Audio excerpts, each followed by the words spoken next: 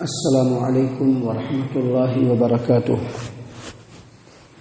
اعوذ باللہ من الشیطان الرجیم، بسم اللہ الرحمن الرحیم۔ اللہ لا الہ الا هو الحی القیوم لا تأخذه سنة ولا نوم له ما في السماوات وما في الأرض من ذا الذي يشفع عنده إلا بإذنه يعلم ما بين أيديهم وما خلفهم ولا يحيطون بشيء من علمه إلا بما شاء وسع كرسيه السماوات والأرض ولا يؤوده حفظهما وهو العلي العظيم۔ محترم سامعین کرام، آیت الکرسی سورۃ البقرہ آیت نمبر 255 آپ کے سامنے تلاوت کی گئی۔ آیت الکرسی کے بارے میں کل اس کی فضیلت کے تعلق سے بتلایا گیا کہ قرآن کریم کے سب سے عظیم، سب سے افضل آیت کریمہ ہے۔ اس سے عظیم آیت کریمہ پورے قرآن کریم میں کوئی بھی نہیں ہے۔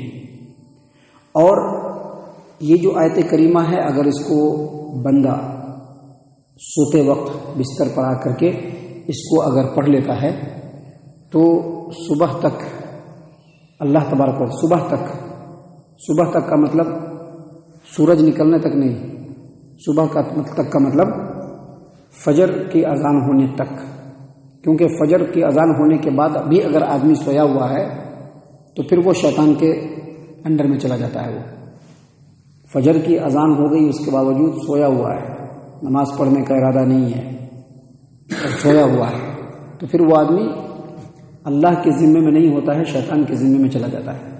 تو جو آدمی بستر پر رات کو جب آئے اور اس آیت کریمہ کو پڑھ لے تو صبح تک اللہ تبارک و تعالیٰ کی طرف سے ایک سیکورٹی گارڈ ہے، ایک محافظ، حفاظت کرنے والا اللہ کی طرف سے مقرر ہو جاتا ہے، اور صبح تک شیطان اس کے پاس آ نہیں پاتا ہے۔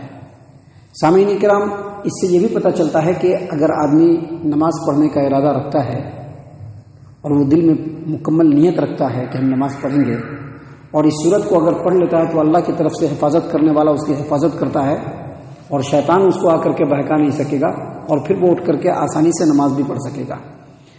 یہ جو آیت کریمہ ہے آیت الکرسی، اس کے اندر 10 مستقل جملے، 10 کمپلیٹ سینٹنسز ہیں، 10 جملے ہیں۔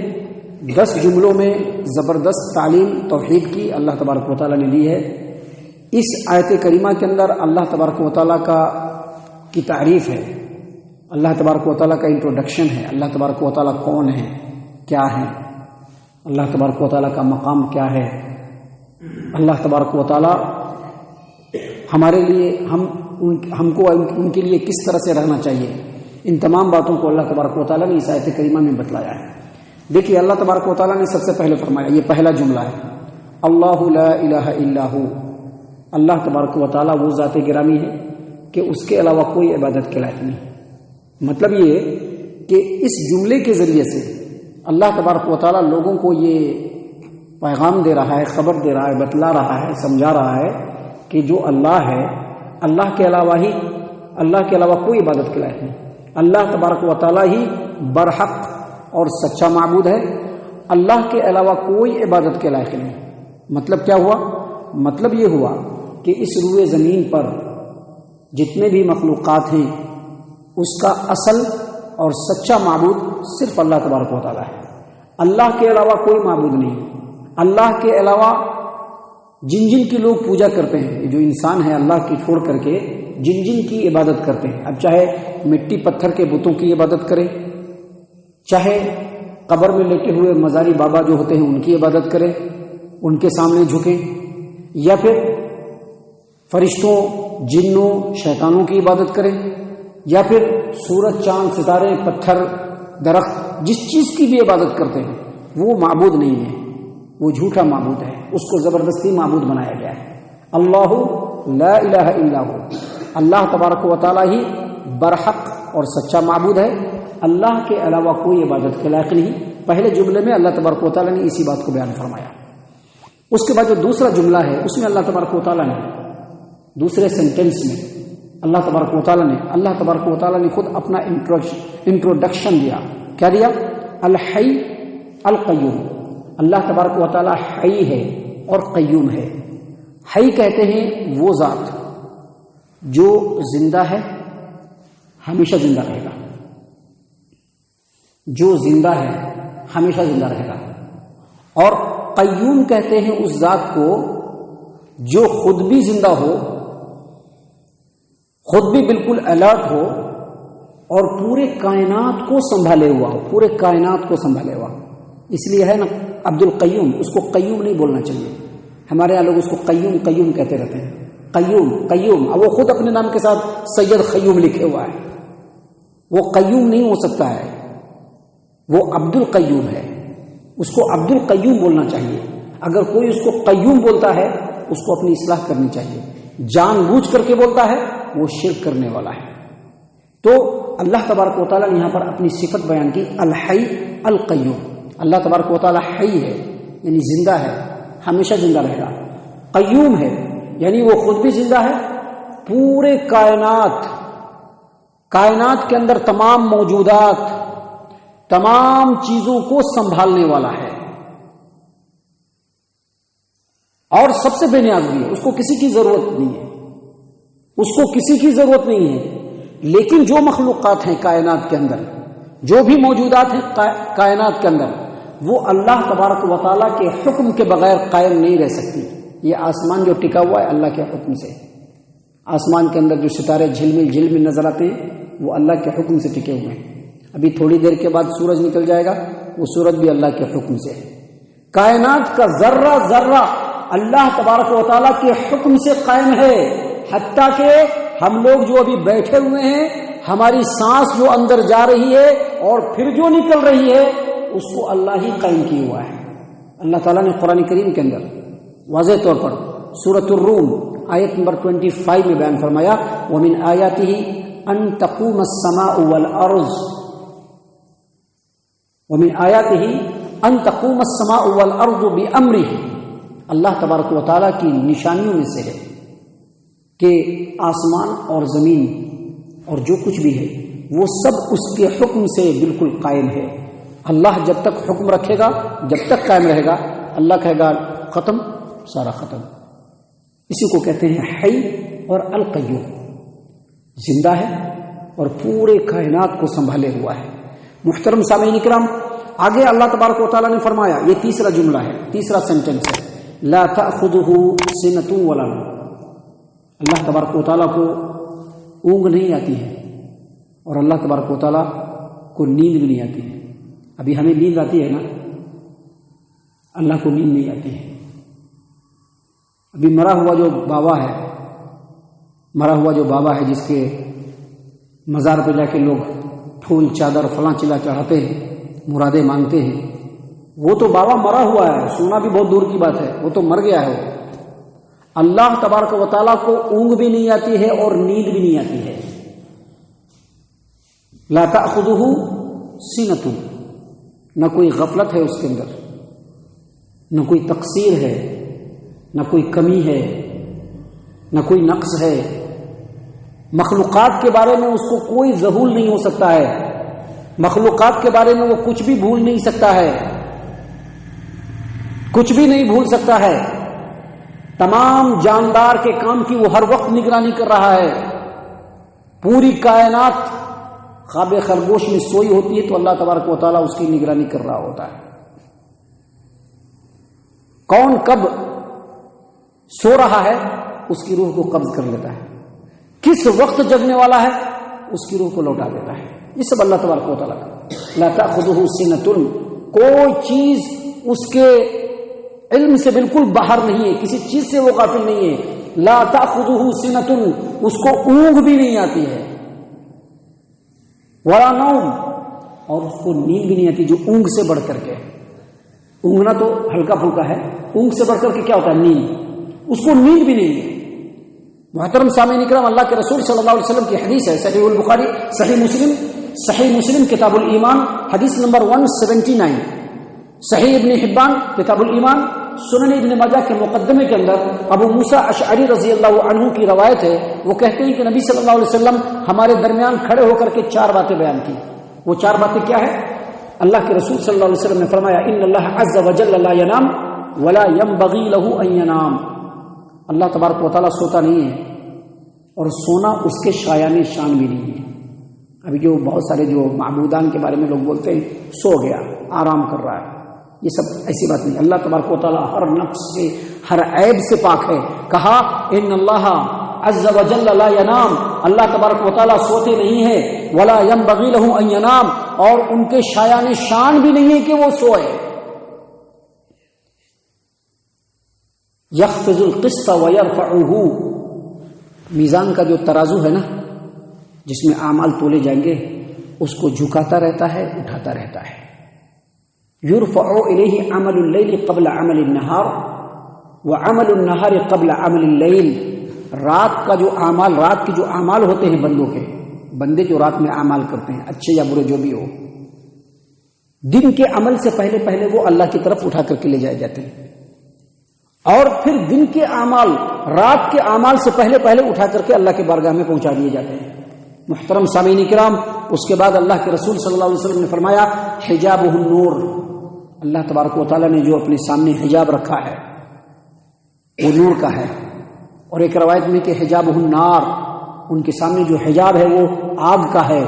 اس کے بعد اللہ کے رسول صلی اللہ علیہ وسلم نے فرمایا لو کشفہ لاحرقت سبحات وجہہ، اگر اللہ تبارک و تعالیٰ اپنے پردے کو اپنے چہرے سے ہٹا دے تو اللہ تبارک و تعالیٰ کے چہرے کے انوار و تجلیات سے ہر وہ مخلوق جل کر کے راکھ ہو جائے جس پر اللہ تبارک و تعالیٰ کی نظر پڑ جائے۔ تو یہ اللہ تبارک و تعالیٰ ہے جو کبھی بھی اونگ اس کے لیے نہیں ہے، کبھی بھی نیند اس کے اوپر نہیں ہے، بالکل اللہ تبارک و تعالیٰ حی ہے، قیوم ہے، زندہ ہے، پورے کائنات کو ہر وقت سنبھالے ہوا ہے، ہر چیز ہر وقت اللہ تبارک و تعالیٰ کے علم کے احاطے کے اندر ہے۔ سامعین کرام، اس کے بعد اللہ تبارک و تعالیٰ نے آگے فرمایا، یہ چوتھا جملہ ہے، فرمایا اللہ تبارک و تعالیٰ نے لہو ما فی السماوات و ما فی الارض، جو کچھ آسمانوں میں ہے، جو کچھ زمینوں میں ہے، سب اللہ تبارک و تعالیٰ کے انڈر کسٹڈی میں ہے، اللہ کی ملکیت میں ہے، اللہ کے مملوک ہیں، اللہ کے غلام ہیں۔ جتنی بھی چیزیں ہیں زمینوں کے اندر ہو یا آسمانوں کے اندر، جتنی بھی چیزیں ہیں، جتنی بھی مخلوقات ہیں، سب اللہ تبارک و تعالیٰ کے مملوک اور غلام ہیں، اللہ تبارک و تعالیٰ کے انڈر میں ہیں۔ اللہ تبارک و تعالیٰ نے قرآن کریم کے اندر سورہ مریم کے اندر آیت نمبر 93، 94، 95 سورہ مریم میں اللہ تبارک و تعالیٰ نے بیان فرمایا ان کل من فی السماوات والارض الا آتی الرحمن عبدا، آسمانوں اور زمین میں جو کچھ بھی ہے اس میں سے ہر ایک اللہ تبارک و تعالیٰ کے سامنے غلام بن کر کے آئے گا، غلام بن کر کے ہر ایک۔ ایسا نہیں کہ اتنی دنیا کی جو آبادی ابھی ہے یا قیامت سے لے کر جب سے دنیا بنی تب سے قیامت تک جتنے بھی انسان آئے ہیں اس میں سے کچھ لوگ بچ جائیں گے، ایسا نہیں ہوگا، سب کو سنگل سنگل، سب کو سنگل سنگل اللہ تبارک و تعالیٰ کے پاس غلام بن کر کے آئیں گے۔ لقد احصاهم وعدهم عدا، جتنی بھی مخلوقات ہیں سب کو اپنے علم کے گھیرے میں رکھے ہوا ہے، جتنی بھی مخلوقات ہیں، اور سب کو گن گن کر کے رکھا ہوا ہے۔ عبید اللہ بھائی ہے نا، ان کو بھی گن کے رکھے ہوا ہے، یہ زکریا ہے نا اس کو بھی گن کر کے رکھے ہوا ہے، یہ جو سید ہے نا اس کو بھی گن کے رکھے ہوئے، ہم کو بھی گن کے رکھے ہوئے، تمام انسان کو گن کر کے، تب تو ہماری ضرورت پوری ہو رہی ہے۔ ہم دوا کھاتے ہیں، بیمار ہوتے ہیں تو شفا بھی ملتی ہے، کس کی طرف سے؟ رب العالمین، کیونکہ وہ گن کر کے ہم کو رکھا ہے۔ یہ ہے اللہ تبارک و تعالیٰ، کوئی سوچ بھی نہیں سکتا ہے، اللہ تبارک و تعالیٰ کی حقیقت کو کوئی سمجھ بھی نہیں سکتا ہے۔ یہ ایک جھلک اللہ تبارک و تعالیٰ نے بتلایا ہے کہ ہر ایک کو اللہ تبارک و تعالیٰ نے اپنے علم کے احاطے میں کر کے رکھا ہے، کوئی ویسا نہیں ہو سکتا ہے، کوئی ویسا نہیں ہو سکتا ہے، کوئی نہیں ہو سکتا ہے، کوئی اس کے مثل نہیں ہے، کوئی اس کے ہمسر نہیں ہے، کوئی اس کے برابری کا نہیں ہے۔ لقد احصاہم، تمام مخلوقات کو اس نے گن کر کے شمار کر کے رکھا ہے، وعدہم عدا، اپنے علم کے احاطے میں رکھا ہے، گن کر کے اور شمار کر کے رکھا ہے۔ اور اس کے بعد فرمایا وَكُلُّهُمْ آتِيهِ يَوْمَ الْقِيَامَةِ فَرْدًا، اور جب دنیا کو اللہ ختم کرے گا تو قیامت کے دن ہر ایک کو اکیلے اکیلے اللہ کے بارگاہ میں پہنچنا ہوگا. یہ جو معاذن ہے اس کو بھی پہنچنا ہوگا، اس کے بابا کو بھی پہنچنا ہوگا. اس کا مطلب کیا ہوا کہ دنیا میں ہی اللہ کو راضی کرنے کی کوشش کر لینا، نہیں تو اللہ کے سامنے کھڑے ہونے کے بعد اگر اللہ کی مرضی کے مطابق ہم نے زندگی نہیں گزاری ہوگی، بڑی پریشانی کا عالم ہونے والا ہے، بہت مسائل بننے والے ہیں، بہت دقتیں پیش آنے والی ہیں، کیونکہ سب کو اکیلے اکیلے جانا پڑے گا. سامعین کرام، اس کے بعد اللہ تبارک و تعالیٰ نے آگے جو 5واں جملہ ہے اس میں فرمایا من ذا الذی یشفع عنده الا باذنہ، کون ہے سفارش کرنے والا جو اللہ تبارک و تعالیٰ سے کسی کے لیے سفارش اس کی اجازت کے بغیر کرے. مطلب کیا کہ کوئی نہیں ہے، کوئی بھی ایسا نہیں ہے جو اللہ تبارک و تعالیٰ سے اللہ کی اجازت کے بغیر کسی کی بھی سفارش کر لے. بڑے تم تراقی سے بولتے ہیں کہ ہمارے پیر صاحب کل قیامت کے میدان میں اللہ کا دامن پکڑ کر کے مچل جائیں گے، اپنے مریدوں کی بخشش کروا لیں گے. نہیں ہونے والا ہے. تیرا پیر چاہے کتنا ہی بڑا کیوں نہ ہو، مدینے والے سے بڑھ کر کے نہیں ہو سکتا ہے. کیا ہو سکتا ہے؟ کیا تیرا پیر چاہے کتنا بڑا پہنچا ہوا ہو، مدینے والے سے بڑھ کر کے نہیں ہو سکتا ہے. اللہ کے رسول صلی اللہ علیہ وسلم کی حدیث یاد کیجئے، سفارش والے. اللہ کے رسول صلی اللہ علیہ وسلم نے کیا فرمایا کہ میں قیامت کے دن لوگوں کے بارے میں بات کرنے کے لیے اللہ کے عرش کے سائے کے نیچے آؤں گا اور اللہ کے لیے سجدے میں جھک جاؤں گا. جب تک اللہ چاہے گا میں سجدے میں رہوں گا، اور پھر اللہ ہی کہیں گے کہ اے محمد اپنے سر کو اٹھائیے، اپنے سر کو اٹھائیے، کہیے آپ کی بات سنی جائے گی، مانگیے آپ کو عطا کیا جائے گا، آپ سفارش کیجیے آپ کی سفارش کو قبول کیا جائے گا. تب جا کر کے محمد صلی اللہ علیہ وسلم فرماتے ہیں کہ میں رب العالمین سے سفارش کروں گا، اور سفارش میں کروں گا تو میرے لیے حد بنا دیا جائے گا کہ آپ کو اس کے اندر میں ہی سفارش کرنا ہے. ان لوگوں کے لیے سفارش کرنا ہے، جو توحید والے ہوں گے ان کے لیے سفارش کرنا ہے، دوسروں کے لیے سفارش نہیں کر سکتے ہیں. تو اللہ نے اسی بات کو یہاں پر فرمایا من ذا الذی یشفع عنده الا باذنہ، کون ہے سفارش کرنے والا جو اللہ تبارک و تعالیٰ سے اس کی اجازت کے بغیر کسی کے لیے بھی سفارش کرے. کوئی نہیں ایسا ہے. سفارش وہی کرے گا جس کو اللہ اجازت دے گا، اسی کے لیے سفارش کرے گا جس کے بارے میں اللہ کہے گا، اور انہی چیزوں کے بارے میں سفارش کرے گا جن چیزوں کے بارے میں اللہ نشاندہی فرمائیں گے. یہ 5 جملے آج آپ کے سامنے پیش کیے گئے ہیں. 5 جملے ابھی اور ہیں اس آیت کریمہ کے اندر جو انشاءاللہ کل آپ کے سامنے ہم پیش کریں گے. اللہ تعالیٰ سے دعا ہے کہ اللہ تعالیٰ ہم تمام کو ان باتوں کے اوپر خوب غور و فکر اور تدبر کرنے کی توفیق عنایت فرمائے. اللہ تعالیٰ ہم تمام کو صحیح معنوں میں پکا سچا مومن مسلمان بنائے. اللہ اس کے رسول صلی اللہ علیہ وسلم کی اطاعت و فرما برداری کرنے والا بنائے. صحابہ کرام رضی اللہ عنہ کے طریقے پر چلنے والا بنائے. جنت الفردوس میں جگہ عطا فرمائے. اے اللہ ہم تمام کو جہنم سے پناہ دے. اے رب العالمین ہم تمام کو جہنم سے پناہ دے. اے مالک الملک ہم تمام کو جہنم سے پناہ دے.